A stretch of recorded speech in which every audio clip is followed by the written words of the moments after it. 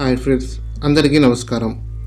రేపు జనవరి 10 అనగా ఆ రోజు ముక్కోటి ఏకాదశి.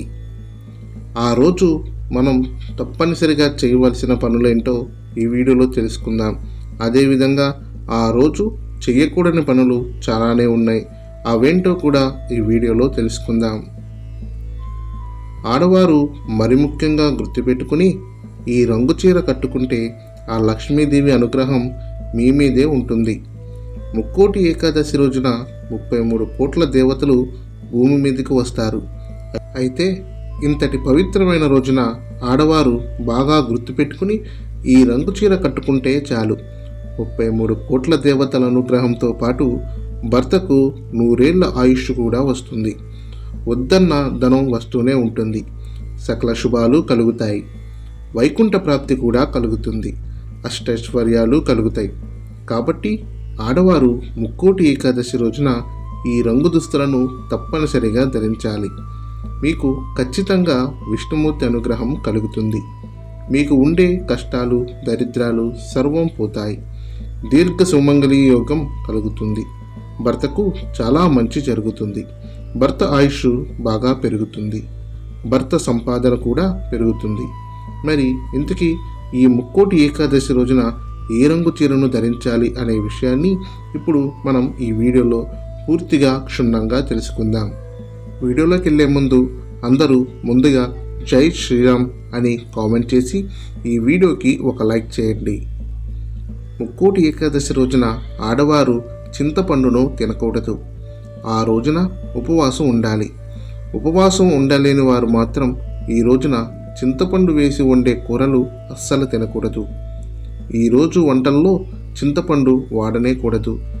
ఏ రూపంలో కూడా ఈరోజు చింతపండు తినవద్దు. కాదని ఆ రోజు ఎవరైనా సరే చింతపండు తిన్నారంటే నరకానికి వెళ్తారు. నరక బాధలు అనుభవిస్తారు. లేనిపోయిన కష్టాలు వస్తాయి. ఈరోజు విష్ణుమూర్తికి ఎంతో ఇష్టమైన రోజు. అయితే ఈ రోజున ఇంటి ప్రధాన ద్వారం దగ్గర ఈ ఆకులను కడితే చాలు. మీ ఇంటికి ఎటువంటి నెగిటివ్ ఎనర్జీ కూడా రాదు. ఉన్న కష్టాలు, దరిద్రాలు మొత్తం తొలగిపోతాయి. మీరు కోటీశ్వరులుగా మారిపోతారు అని వేద పండితులు చెబుతున్నారు. మన సంస్కృతి సాంప్రదాయాల ప్రకారం ఎన్నో ఆచార వ్యవహారాలతో పాటు కొన్ని మొక్కలను సైతం దైవ సమానంగా భావిస్తారు. అలాంటి దేవతా వృక్షాలకు ప్రత్యేకమైన పూజలు చేస్తే వాటికి ప్రత్యేక స్థానం కల్పిస్తూ ఉంటారు. ఇందులో భాగంగానే మామిడి చెట్టును కూడా దైవ సమానంగా భావిస్తారు. ముక్కోటి ఏకాదశి రోజున పసుపు దారానికి మామిడి ఆకులు కట్టి ఆ తోరణాన్ని ఇంటి ప్రధాన ద్వారం దగ్గర కడితే ఏమైనా వాస్తు దోషాలు ఉంటే వెంటనే తొలగిపోతాయి. అలాగే ఇంటిలో నెగిటివ్ ఎనర్జీ కూడా తొలగిపోయి పాజిటివ్ ఎనర్జీ, దైవశక్తులు వచ్చి అన్ని శుభాలే జరుగుతాయి. ఇంట్లో ఏమైనా దుష్టశక్తులు ఉంటే అవి కూడా తొలగిపోతాయి. అలాగే సకల దేవతల అనుగ్రహం కూడా కలుగుతుంది. అంతేకాదు మామిడి ఆకులను చూస్తే మనసు ప్రశాంతంగా ఉంటుంది. ఇంట్లో ఉండే గాలి శుభ్రపడుతుంది. తద్వారా చక్కని ఆరోగ్యం కూడా లభిస్తుంది. ఇంట్లో ఉండే ఆక్సిజన్ శాతం పెరిగి స్వచ్ఛమైన గాలి మనకు లభిస్తుంది. ప్రేమ, సంపద, సంతాన అభివృద్ధికి మామిడి ఆకులు ప్రతీక. అలాగే మనం ఇంట్లో ప్రతి శుక్రవారం రోజున మామిడి ఆకులు కట్టుకుంటే అన్ని శుభాలు జరుగుతాయి. ఈ జనవరి 10, 2005న వైకుంఠ ఏకాదశి. ఈ సంవత్సరంలో పుష్యమాసంలో వచ్చే ఏకాదశి వైకుంఠ ఏకాదశి అని అంటారు. తెలుగు పంచాంగం ప్రకారం జనవరి 9వ తేదీన మధ్యాహ్నం 12 గంటలకు ఏకాదశి తిథి మొదలుకొని జనవరి 10 ఉదయం 11 గంటల 5 నిమిషాల వరకు తిథి ఉంటుంది. అయితే ఉదయం తినే ప్రకారం జనవరి 10న శుక్రవారం నాడు వైకుంఠ ఏకాదశి జరుపుకోవాలి. కాబట్టి పవిత్రమైన వైకుంఠ ఏకాదశి నాడు వెంకటేశ్వర స్వామిని ఎలా పూజించాలి, పాటించాల్సిన విషయాలు ఏమిటి, ఉపవాస నియమాలు ఏమిటి అనే విషయాల గురించి ఇప్పుడు తెలుసుకుందాం. అన్ని ఏకాదశుల కంటే వైకుంఠ ఏకాదశి అత్యంత పవిత్రమైనది. ఈ రోజున చేసే విష్ణు పూజలకు కోటి జన్మల పుణ్యం దక్కుతుంది. ఈ నెల జనవరి 10వ తేదీన శుక్రవారం నాడు వైకుంఠ ఏకాదశి వస్తుంది. ఈ వైకుంఠ ఏకాదశి రోజున విష్ణు స్వరూపమైన వెంకటేశ్వర స్వామి గురించి ఉపవాసం ఉన్నవారికి విష్ణుమూర్తి ఆశీర్వాదంతో పాటు జీవితమంతా భావోద్వేగాలను అనుభవిస్తారు. ఈ ముక్కోటి ఏకాదశి రోజు ఉత్తర ద్వారం నుండి విష్ణుమూర్తి దర్శనమిస్తారు. కేవలం ఈ వైకుంఠ ఏకాదశి రోజున మాత్రమే స్వామివారు ఉత్తర ద్వారం తెలుసుకుంటారు. ఉత్తర ద్వారం నుండి స్వామికి మళ్ళీ పునర్జన్మ ఉంటుందని నమ్ముతారు. జనవరి 10వ తేదీన శుక్రవారం నాడు స్త్రీలు ఉదయాన్నే నిద్రలేచి తలస్నానం చేసి ఇల్లంతా శుభ్రం చేసుకుని ఇంట్లో పసుపు నీళ్లు చల్లుకుని ఇంటి గుమ్మానికి కుంకుమ బొట్లు పెట్టి పూజను ప్రారంభించాలి. ఈ వైకుంఠ ఏకాదశి రోజున స్వరూపమైన వెంకటేశ్వర స్వామిని పూజించాలి. అలాగే సంపదలకు దేవత అయిన లక్ష్మీదేవిని కూడా పూజించాలి. కాబట్టి మీ పూజా గదిలో ఉన్న వెంకటేశ్వర స్వామి పటానికి అలాగే లక్ష్మీదేవి ఫోటోకి పసుపు కుంకుమ బొట్టు పెట్టి పూలతో నిండుగా అలంకరించుకోండి.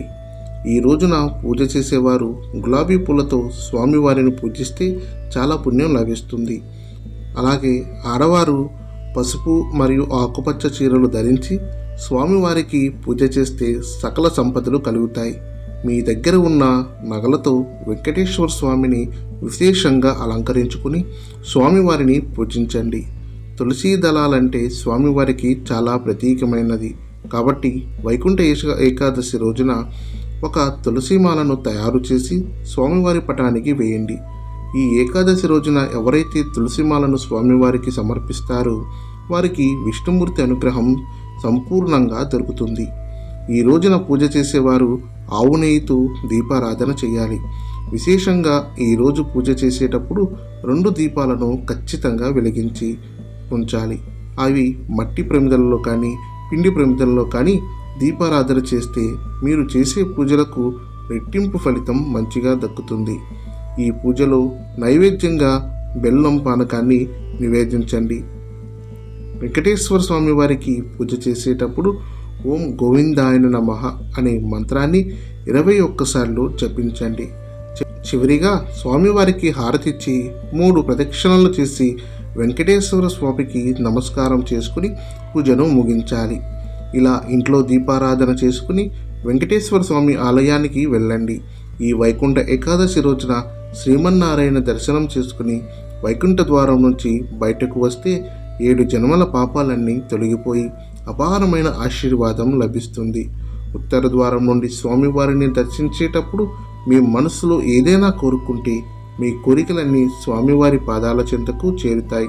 ఏకాదశి రోజున ఖచ్చితంగా ఉపవాసం ఉండాలి.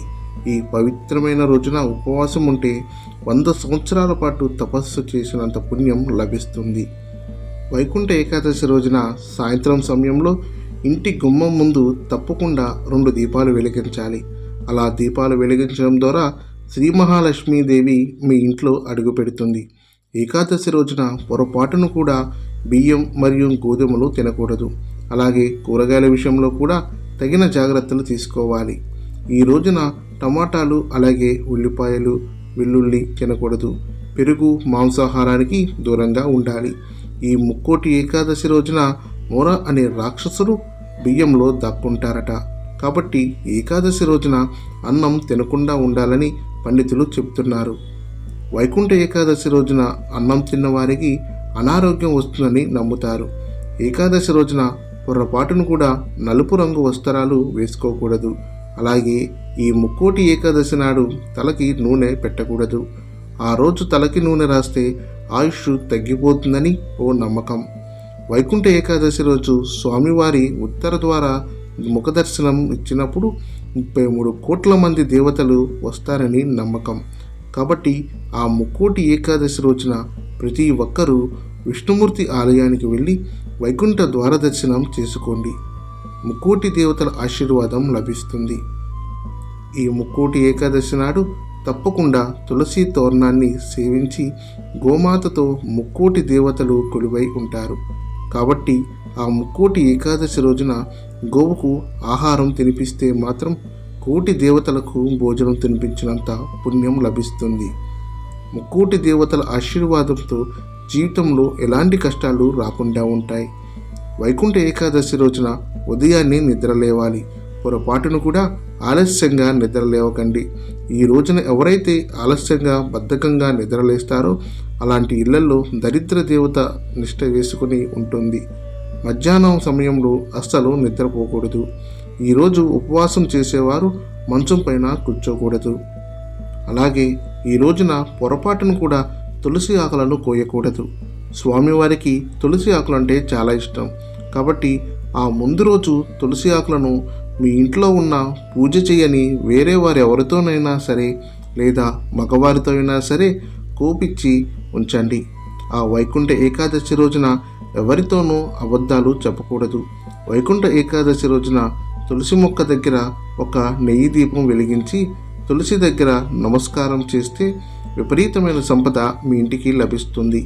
ఈ వైకుంఠ ఏకాదశి రోజున ఆ పరమేశ్వరుడు హలాహలం అని భక్షిస్తారు అని అంటారు. అందుకే ఇది చాలా పవిత్రమైన రోజు. ఫ్రెండ్స్, ఈ వీడియో నచ్చితే ఒక లైక్ చేసి మన ఛానల్ను సబ్స్క్రైబ్ చేసుకోండి. అలాగే మరిన్ని వివరాల కోసం మన ఛానల్ను డైలీ ఫాలో అవుతూ ఉండండి. Thanks for watching.